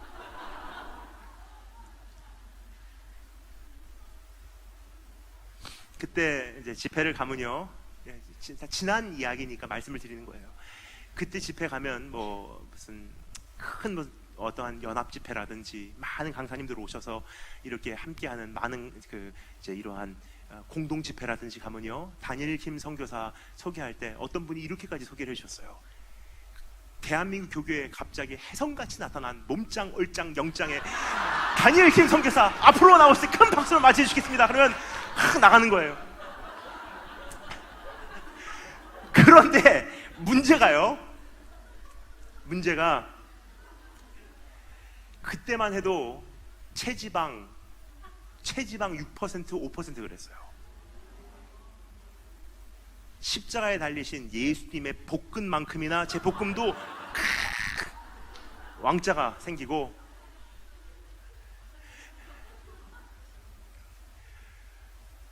근데 시간이 지나가니까 그 정체성이 없어져요. 저는 이제는 아무리 운동을 해도 굿바이 식스팩, 아무리 운동을 해도 힘들어요. 여자분들 많이 경험하시죠? 옛날에는 진짜 얼짱이라 그러고 피부도 좋다 하는데 어느 순간 경험을 하세요. 아무리 파운데이션을 발라도 안 먹어 들어가는 거예요. 어느 순간 몇 개월 발렸는지 이렇게 두꺼워지고. 우리의 몸도 똑같아요. 처음에는 진짜 몸짱이다, 진짜 대단한, 정말 대단한 그 스타일이다 들어왔는데 어느 날 느끼게 돼요. 그 왁스가 녹아내려가듯이 내 몸도 녹아내려가기 시작하고 처지기 시작하는 거예요. 근데 그날이 되면 참 희한해요. 이쁘다는 얘기 안 하고요, 잘생겼다는 얘기 안 하고요, 멋지다는 얘기 안 하고요, 몸짱, 얼짱, 영짱도 아니에요. 노바디예요. 날렵하지도 않고 운동도 못하고 가끔 화가 나요. 옛날에 10년 전에만 해도요, 체육관 가면 다들 와서 말을 걸었어요. 어떻게 운동하세요? 이렇게 합니다 하면서 가르쳐주는 거예요. 트레이너들도 와서 친구가 되려고 그랬어요. 근데 지금은 아저씨들하고 같이 걸으면서 뒤에서 젊은 트레이너가 유튜브로 자기 그 트레이닝 하는 거 찍는데, 사람들은 막 그에게 가서 어떻게 운동합니까? 나도 왕년에 그랬는데 하면서 러닝머신에서 걷고 있는 거예요. 갈증이 생기잖아요. 옛날엔 그랬는데 난 누구지? 얼짱도 아니고 몸짱도 아니고 Who am I? 우리가 지기 싫은 게 있잖아요. 공부 못하는 사람은 운동이라도 잘하고 싶고요, 운동 못하는 사람은 돈이라도 있고 싶고요, 이게 아니면 저거라도 있고 싶어요. 근데 문제는요, 그것마저도 다 없어지는 날이 온다는 거예요. 그 다음에 생기는 질문은요, 그럼 난 뭐야? 노바디에 다. 그럼 난 뭐야? 이것만큼은 지기 싫었는데 이것마저도 빼앗기는 날이 와요. 다 추월해서 시대가 지난 세대를 초월해 가고요, 절대로 나에게는 젊음이 없어지지 않을 것 같은데 젊음이 없어진 날이 온다는 거예요. 그날이 오면 난 뭐야? 난 뭐야? 그것이 벗겨졌을 때 난 누구냐는 거예요. 네 이름이 뭐냐? 나사로? 한 가지는 분명해요. 이 사람이 누구였는지는. 이 세상에 살 때는요, 거지였어요. 그냥 거지. 그 사람의 정체성이에요. 근데 그것이 다 벗겨졌을 때, 한 사람의 영혼으로 하나님 앞에 섰을 때, 그 사람은 이름이 있는 사람이에요. 내가 너를 안다. You are found in me. 너는 내 안에서 발견돼서 I know you. 난 너를 안다. 그러기 위해서는 한 가지 조건이 필요해요. 오늘 내가 주님 안에서 내가 누군지를 발견하지 않으면요, 안 된다는 거예요. 그럼 내가 주님 안에서 누구인지 한번 생각해 볼까요? 여러분, 나는 주님 안에서 누구인지, 예수님께서 우리에게 참 보여준 귀한 모습이 있습니다. 예수님께서 십자가 위에서 죽으시면서 외치셨던 말씀, 이것을 안 볼래 안 볼 수 없는 이유가 있어요. 그 불뱀에 물린 사람들이 살아날 수 있는 한 가지 레메디, 한 가지 유일한 방법이 있었어요. 뭐죠? 노뱀을 달아서 올렸을 때 그것을 믿고 바라본 사람은 구원을 얻었대요. 근데 그게 노뱀의 이유가 뭔지를 잘 몰랐어요. 사실 노뱀이 왜 노뱀인 것은 이해가 안 갔어요. 왜냐? 뱀에 물렸는데 왜 뱀을 만들어요? 뱀에 물렸으면 무슨 어린 양을 노수로 만들어서 달아 올렸을 때, 우리를 속지 않은 어린 양이로다 하고 구원을 받으면 이해가 가요. 근데 뱀에 물린 사람들에게 뱀을 달아 올렸어요. 왜일까요? 그 이유는요, 나중에 예수님 때 알게 됩니다. 요한복음 3장에 보면 주님께서 이렇게 말씀하시죠. 나도 인자도 그 노뱀과 같이 달아 올림을 받아야 하리니 누구든지 나를 믿고 바라본 자는 구원을 얻으리라 그래요. 근데 예수님께서 십자가 달릴 때 어떠한 모습으로 달렸는지를 우리에게 보여주는 참 귀한 소개예요. 십자가 달릴 때 우리 예수님은요, 어린 양의 모습으로 달리신 게 아니라는 거예요. 우리 옛 원수, 원죄, 뱀의 형상으로 십자가 달립니다. 그러니까 예수님께서 십자가 달리셨을 때 태양도 달도 그 빛을 잃었대요.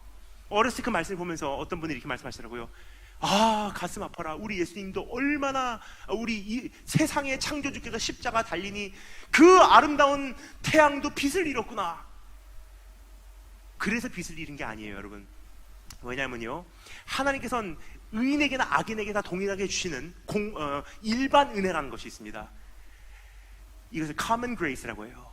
의인에게나 악인에게나 빛을 비춰주시고, 의인에게나 악인에게나 비를 내리시고, 의인에게나 악인에게나 공기를 숨쉬게 하시고. 근데 예수님은요, 그 차원이 아니었어요. 세상을 이 지경으로 만든 불뱀의 형상으로 십자가 달리셨기 때문에 태양도 달도 너는 이 일반 혜택조차도 받을 만한 자격이 없어 빛을 감춰버린 거예요. 근데 성경이 뭐라고 말합니까? 그 예수님을 믿고 바라본 자는 구원을 얻으리라. 왜요? 십자가 달리신 예수님 보면요, 한 가지는 분명해져요. 이는 내가 사랑하는 자요, 내가 기뻐하는 자라 하고 하나님의 사랑을 독차지한 그분께서요, 저와 여러분을 위해서 십자가 달려서 거기까지 죽어주시며, 그분도 갈증 경험하셨잖아요. 내가 목마르다, 내가 목마르다. 그냥 단지 목마라서 그 용맹스러운 용사 되신 예수님께서 그렇게 목마르다가 끝까지 마셨다고 생각하십니까? 육적인 고통만이 아니에요. 불뱀에 물린 역사가요, 십자가 위에서 다시 재현이 됩니다. 내가 목마르다, 내가 목마르다. 네 안에 있는, 영혼에 있는 목마름, 네 자취방에서 혼자 씨름하는 그 갈급함, 한평생에 메말라가는 그 인생의 공허함, 다 자신에게 지니시고 십자가 위에서 죽으시면서 내가 목마르다, 내가 목마르다. 그러면서 우리에게 증명한 건 한 가지. 이제 내 축복이 네 축복이 돼. 네가 하나님이 사랑하는 자요, 하나님 기뻐하는 자야. 그것을 믿고 바라보는 자는 구원을 얻는다는 것은요, 더 이상 목마르지 않는다는 뜻이에요. 그 주님께서 뭐라고 말씀하십니까? 누구든지 나에게 오는 자는 속에서부터 생수가 덤쩍 터져 나오니 이 생수를 마신 자는 영생을 얻는데요. 나를 거기까지 사랑해 주신 분을 진짜로 목격하잖아요. 매일 매 순간마다 넌 내가 사랑하는 자요, 내가 기뻐하는 자라. 나를 사랑하는 자요, 내가 기뻐하는 자라. 계속 그 음성을 매일매일 듣고 확인하고 인식하고 되새기고 또 듣고 또 인식하고 되새기잖아요. 그걸 기억하잖아요. 그럼 참 희한해요. 서서히 내 안에선 갈증이 없어지기 시작해요. 갈증이 없어지면 바른 판단하기 시작합니다. 아, 저 사람은 내가 굳이 잡을 만한 관계가 아니구나. 거기는 갈 필요가 없어. 내가 안 가도 괜찮아. 하나님 여기 있겠습니다. 여호와께서 나에게 재우신 구역이 너무 아름답습니다. 오늘 이것으로 난 너무 행복합니다. 어느 순간 내 자취방이 천국으로 변하고요, 숨막혔던 병상 위에가 하나님 나라로 형성이 되고요, 그토록 힘들었던 결혼생활, 내 아내의 마음마저, 내 자녀의 마음마저 이젠 돌이킬 방법이 없었는데 어느 날 돌아와요. 이게 천국의 아름다움이에요. 근데 천국은 어느 장소이기 전에 내 안에 있거든요. 그럼 내 안에 정말로 천국을 소유한다면요, 사람들이 안 오겠습니까? 여러분, 오늘 그래서 한 가지 우리가 결단하기를 원해요. 네 이름이 무엇이냐 물어보신 주님 앞에 뭘 내놓으실래요? 니베스, 난 부자예요 가 아니라 나 어디 살아요? 별로 중요하지 않아요. 나 어느 학교 나왔어요? 난 누구예요? 별로 중요하지 않습니다. 왜냐? 그거 다 벗겨지고요, 한 사람의 영혼으로 주님 앞에 섰을 때는 정체성이 아니라 니거든요. 나라는 존재는 다른 이름이 없어요. 이는 내가 사랑하는 자요, 내가 기뻐하는 자라. 십자가 위에 달리신 예수님 그 사랑, 내가 정말로 누리고 계신 사람만 받을 수 있는 새 이름이에요. 그렇게 이름을 받은 사람에게 주님께서 마지막 날 주시는 또 하나의 선물이 있어요. 요한계시록 보면 그렇게 이겨낸 사람, 그렇게 영생을 소유한 사람에게 주님 나라 가면요, 흰 돌을 주리니 그 흰 돌 위에다가 이름을 써주신대요. 근데 기가 막힌 내용은요, 그 이름은 주시는 분과 받는 사람 외에는 아는 사람이 없대요. 무슨 뜻이죠? 애칭이란 뜻이에요. 우리는 공개된 이름을 원합니다, 세상에서는.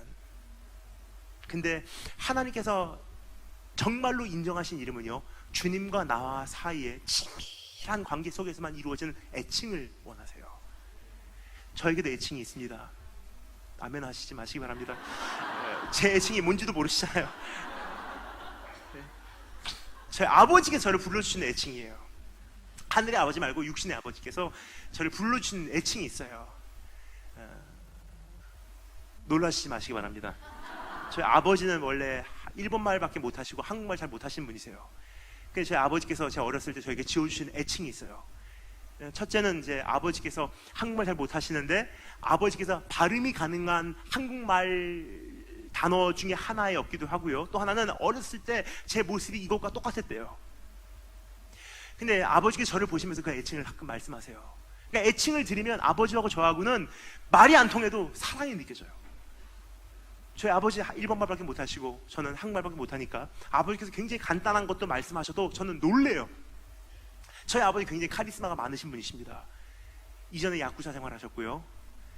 그리고 만만한 인생을 사신 분이 아니시기 때문에 지금도 엄격하시지만 그때는 진짜 아버지의 음성 한마디가 천둥 소리 같이 들렸어요.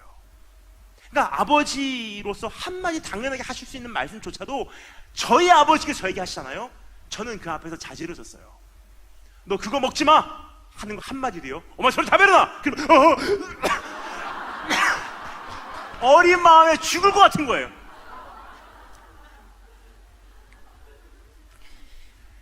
이젠 죽었구나! 하는데 아버지가 딱 한마디 하세요. 제 애칭을 부르십니다. 어이 찐빵. 그럼 참 희한해요. 이제 죽었구나 하다가도 어이 찐빵 그러면 아 나를 사랑하는구나.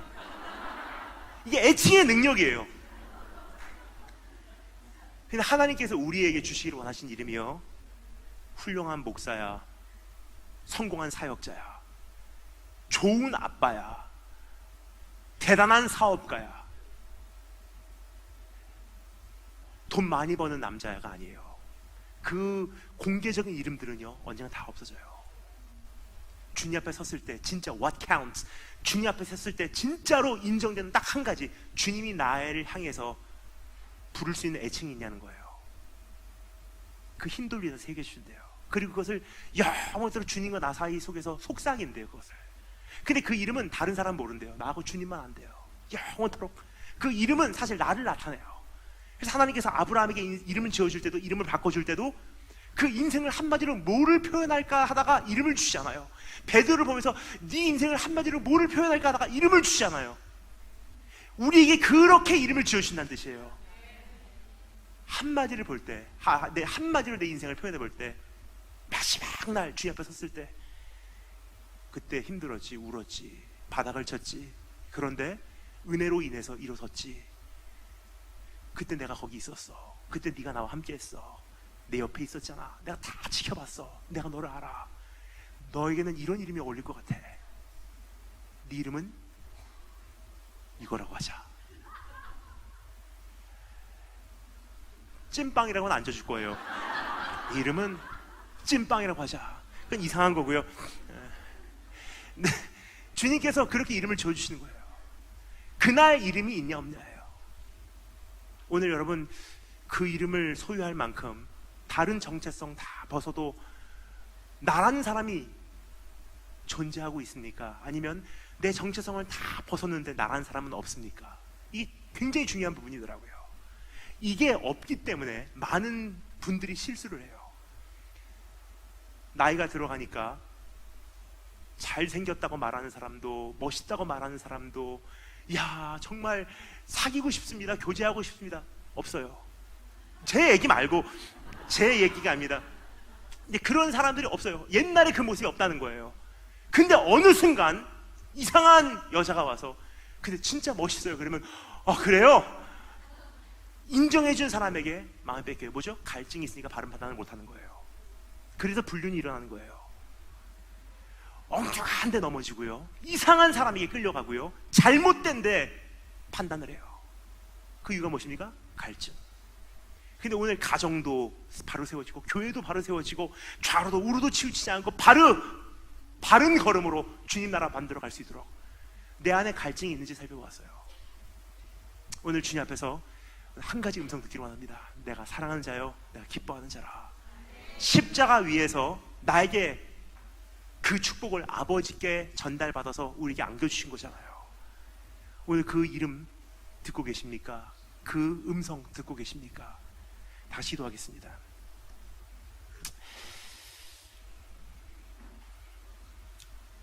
우리 찬양팀 올라오실 때까지 잠시 우리 마음 가다듬고 주님 앞에 우리 마음을 가다듬고 묵상하는 시간을 드리도록 하겠습니다.